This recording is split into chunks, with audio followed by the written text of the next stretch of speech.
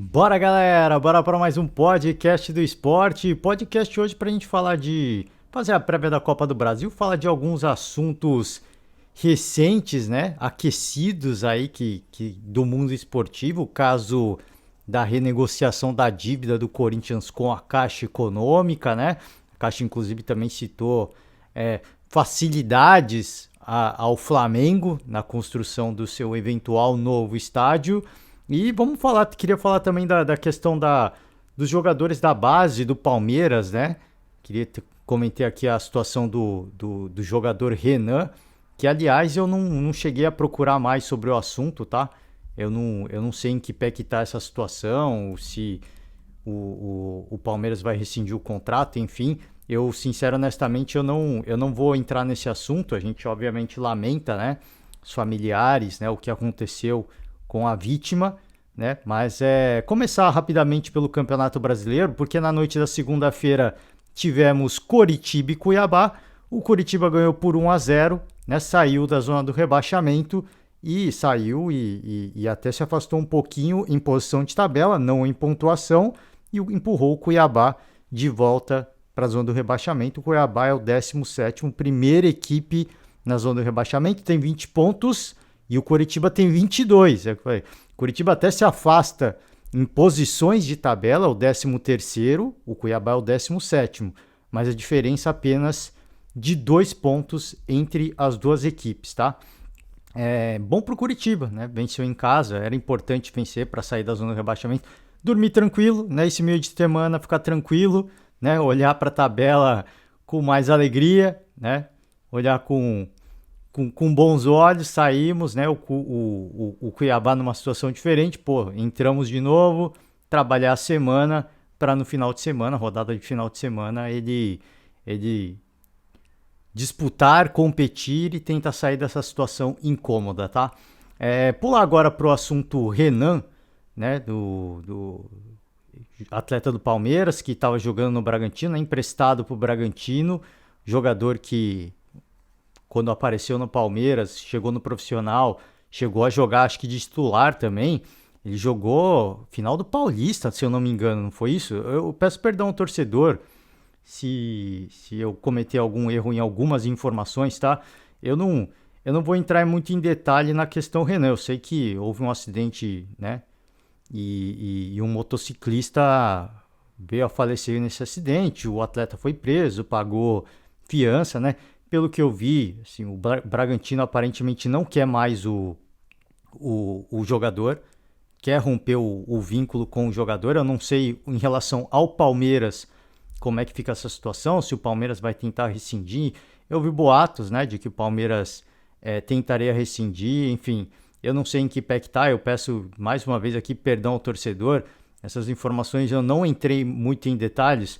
O que eu queria discutir é essa relação Abel Ferreira, né, e os jogadores da base do Palmeiras. Essa leva de jogadores recentes, né, que alguns saíram, outros perderam posição, e o caso do Gabriel Menino volta a ganhar confiança mais uma vez do torcedor e volta a conquistar a confiança do torcedor e do técnico Abel Ferreira. Primeira coisa, assim, quando o Abel ele começa a afastar esses jogadores, todos eles muito promissores, tá? E quando eu falo esses jogadores, eu cito o Renan, eu cito o Patrick de Paula, eu cito o Gabriel Veron, né, o próprio Gabriel Menino, e o Danilo também vem dessa leva, né, o Wesley também, e a grande verdade é que, sim, de todos esses, o que de fato vingou mesmo foi o Danilo, né, que hoje atuações um pouco abaixo da média daquilo que ele já apresentou, né, daquilo que o levou à equipe titular do Palmeiras, um titular unânime, né, o que levou o atleta à seleção brasileira, né, naqueles amistosos de Japão e Coreia que aconteceram há alguns meses atrás, os últimos amistosos da seleção. O Danilo foi o único que de fato vingou, tá? O Wesley, ele costuma entrar, ele é um cara que faz muita fumaça, ele tem muita velocidade, ele tem a qualidade do drible, mas ele não é um titular absoluto.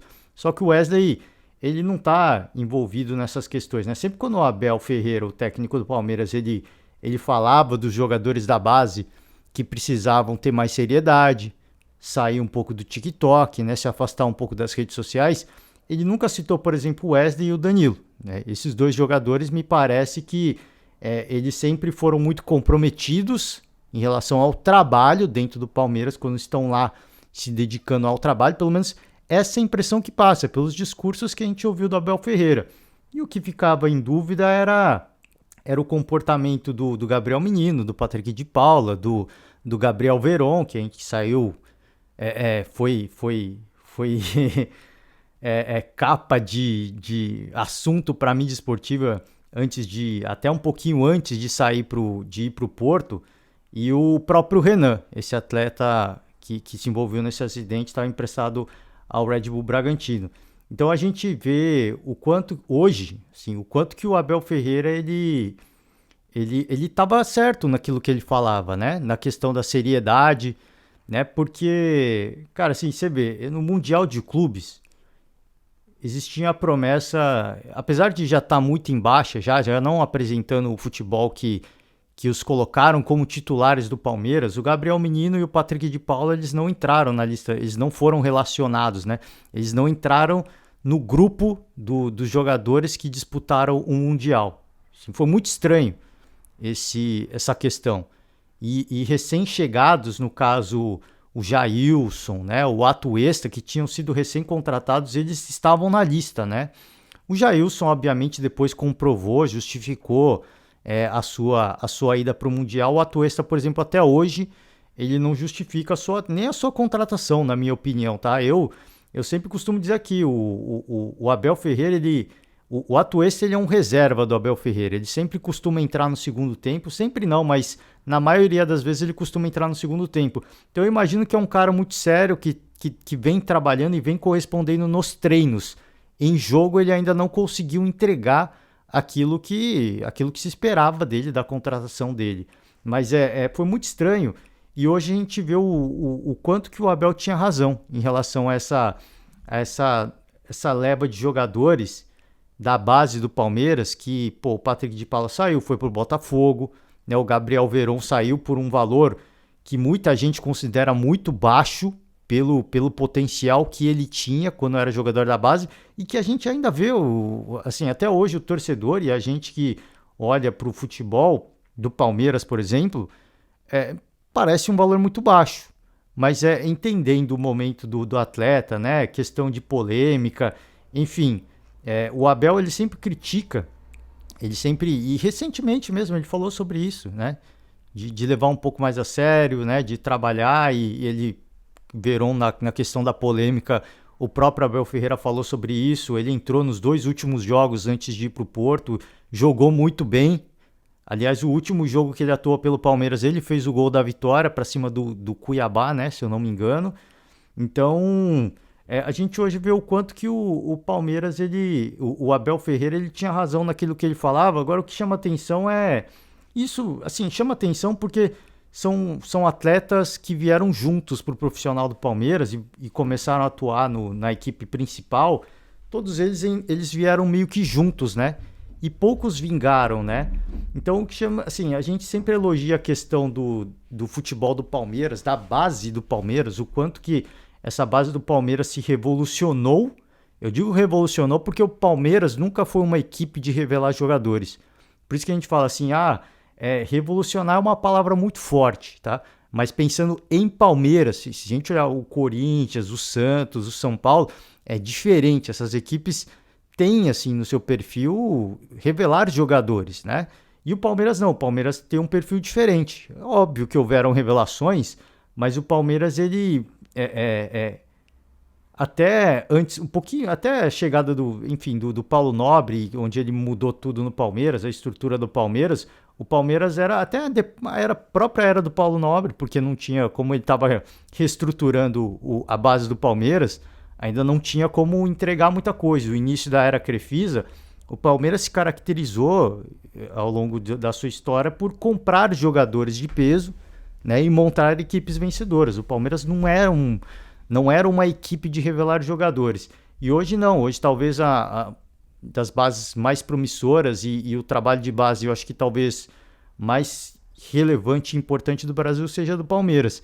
Mas você vê que todo esse trabalho de base, de garimpar, de revelar jogadores, existe um trabalho além que tem que ser feito.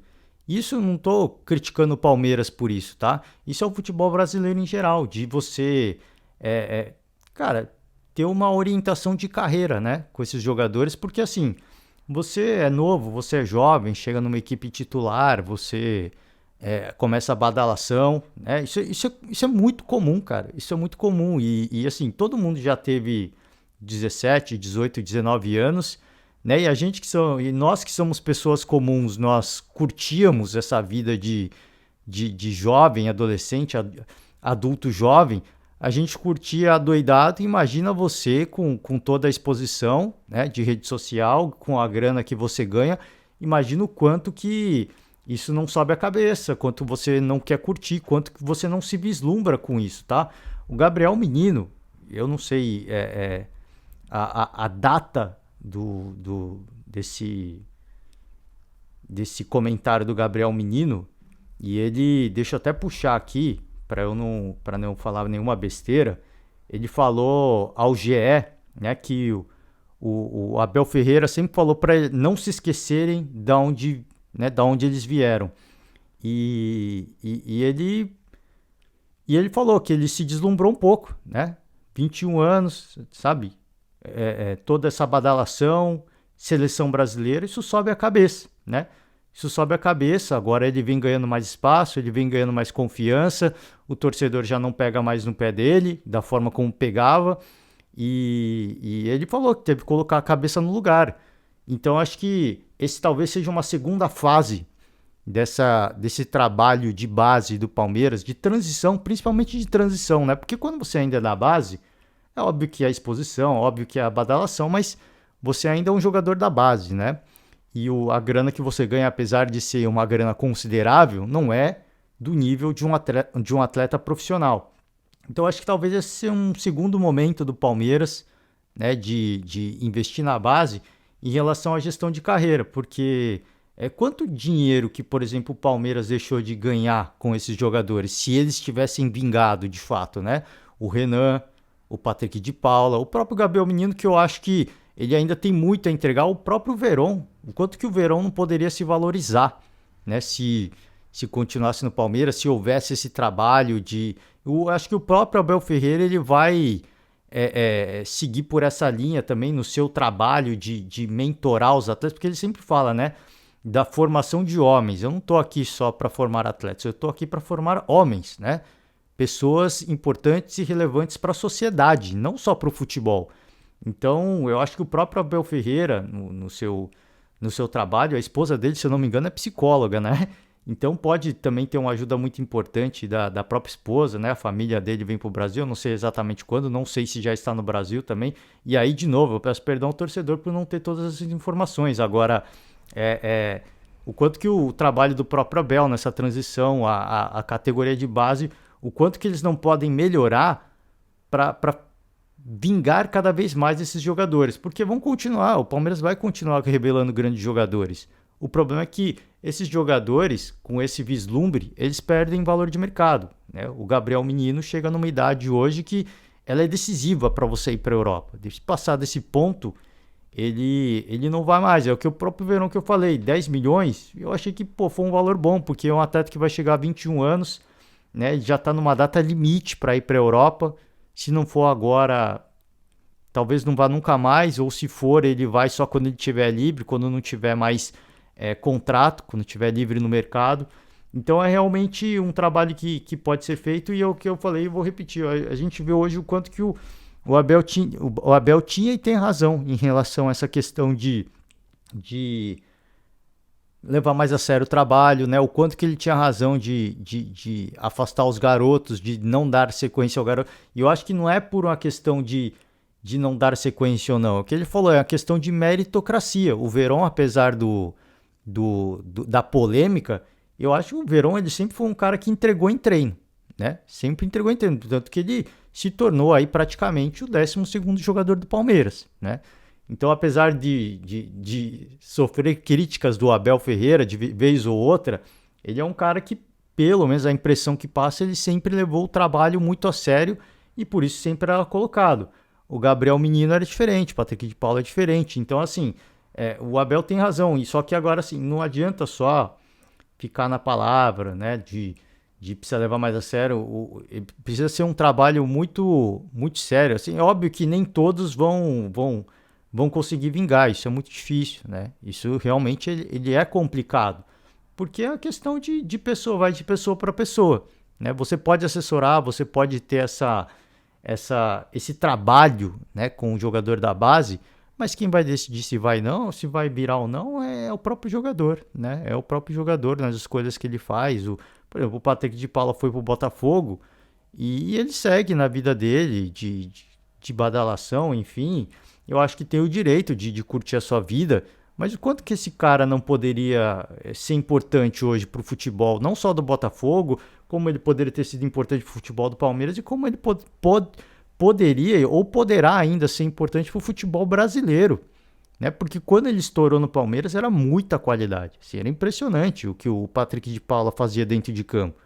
Então, assim, ele esqueceu tudo isso? Não. Né? Agora você precisa conciliar trabalho.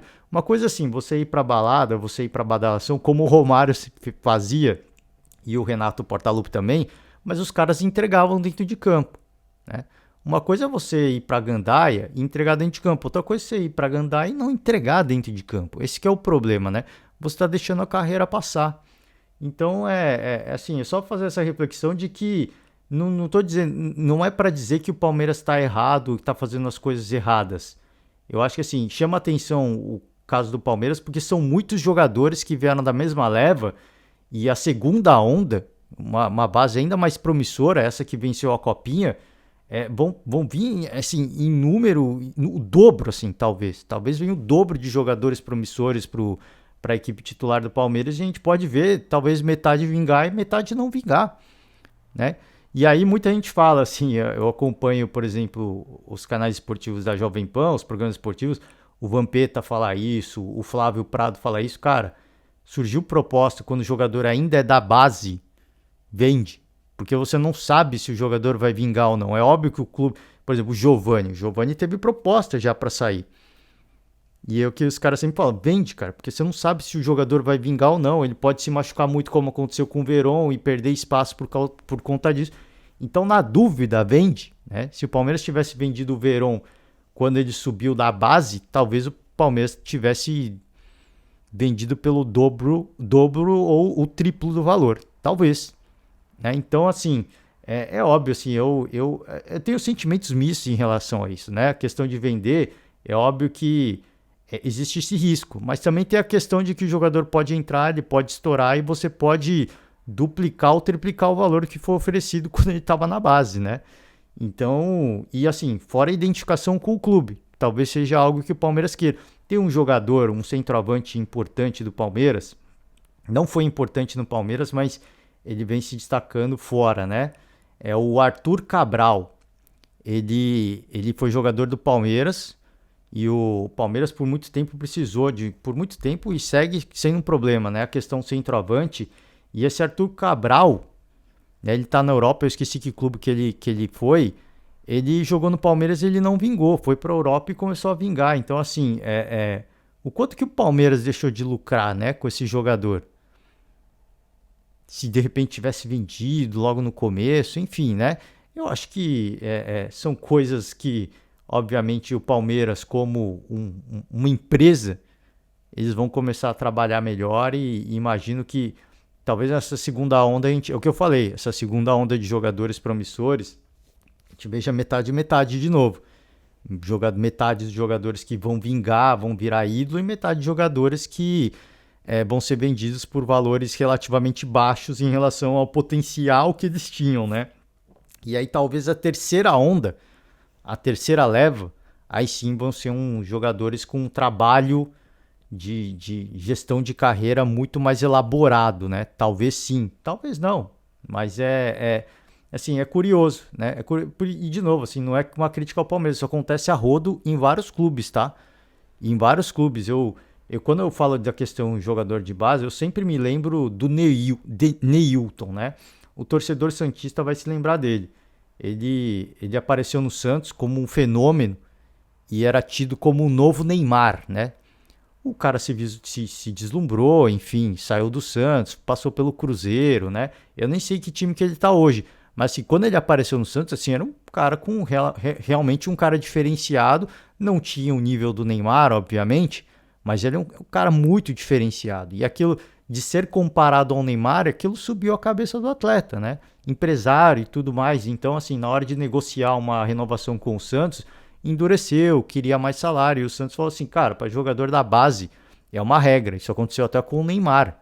Existe um teto que pode ser pago. Ou você aceita ou você sai. No caso do Neilton, ele não aceitou, saiu e não vingou. Eu acho que se ele tivesse ficado no Santos e tivesse tido uma gestão melhor, hoje talvez ele estivesse na Europa, né? É um caso que eu sempre lembro porque ele era um cara muito habilidoso, ele é habilidoso até hoje, mas o que ele poderia ter evoluído, né, o que ele poderia ter se entregue como jogador, não chegaria no nível do Neymar, obviamente, mas o que ele poderia, onde ele poderia estar hoje, de repente ele poderia estar no nível do Rodrigo, por exemplo, tá? Se tivesse a seriedade de trabalhar, de ter a humildade, pô, vou ficar aqui, vou trabalhar sério, né? Porque vai acontecer. Talvez hoje ele estivesse no nível do Rodrigo.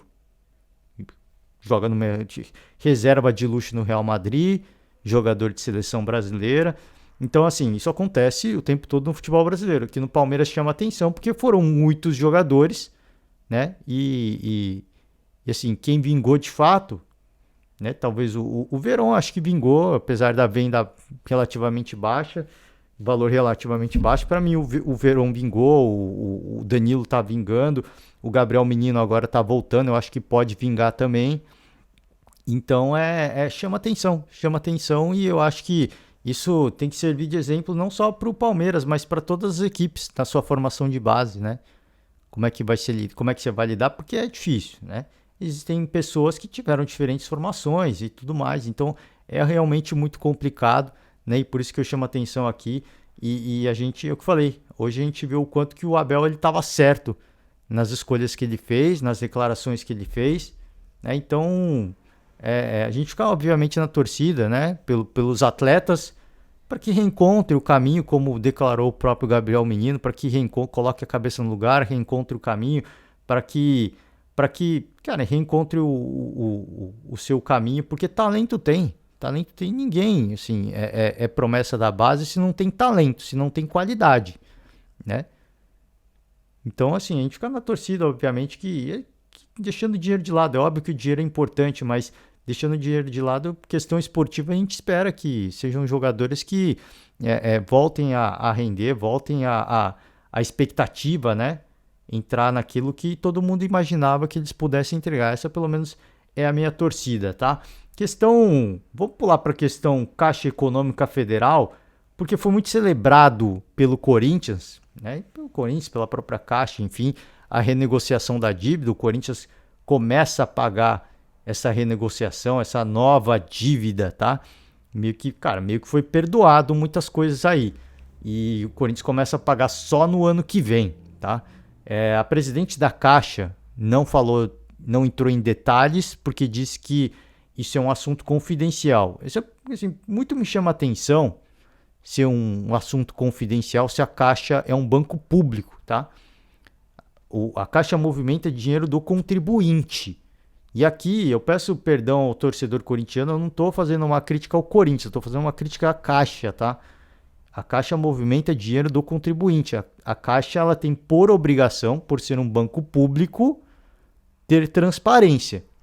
Muito me chama a atenção essa questão de ser algo confidencial, tá? Muito me chama a atenção. Mas enfim, para o Corinthians, a gente obviamente fica na torcida para que o Corinthians... eu falei, a dívida foi abrandada e a gente fica na torcida para que o Corinthians honre os seus compromissos, né? O grande problema do Corinthians e a dívida aumentar exponencialmente ao longo do tempo é porque o Corinthians não honrava os seus compromissos. A presidente da Caixa falou em questão de garantias, né? receita de estádio, direito de televisão, citou até jogadores, né? Como garantias para o pagamento dessa dívida. Então a gente imagina que essa dívida vai ser paga de um jeito ou de outro. Se o Corinthians deixar de honrar com seus compromissos, a Caixa vai cobrar, né, as suas garantias em forma de receita do estádio, direito de televisão e venda de jogador também. Então a gente imagina que agora seja algo sem volta, mas assim, são 20 anos, né, para se pagar essa dívida agora. 20 anos é muito tempo, cara. 20 anos é muito tempo. Entrar um presidente ali meio sem noção, né? Assim, a gente não sabe. E assim, presidentes da Caixa também mudam. Presidentes da Caixa também mudam. Então imagina assim, um clube importante, o Atlético Mineiro, por exemplo. Eventualmente faz uma dívida com a Caixa, né? E aí vai renegociar sua dívida. Por que pro Corinthians você fez uma renegociação bacana e comigo não? Né? Vou entrar na justiça então para que a gente tenha direitos iguais, né? Alguma coisa pode mudar, tá? Alguma coisa pode mudar e assim, é o que eu falei, isso é muito tempo, assim, são muitas gestões, são muitos presidentes que vão passar pelo Corinthians ainda. E se algum deles deixar de honrar com os compromissos, a gente não sabe no que está no contrato porque é confidencial, né? O quanto que essa dívida não pode aumentar de novo. Então, assim, para o Corinthians é algo... de novo, eu fico na torcida para que realmente pague, que essas garantias que a presidente da Caixa citou, que elas venham a acontecer. Cara, assim, porque já deu, assim, assim, paga de um jeito ou de outro. Tem que ser pago.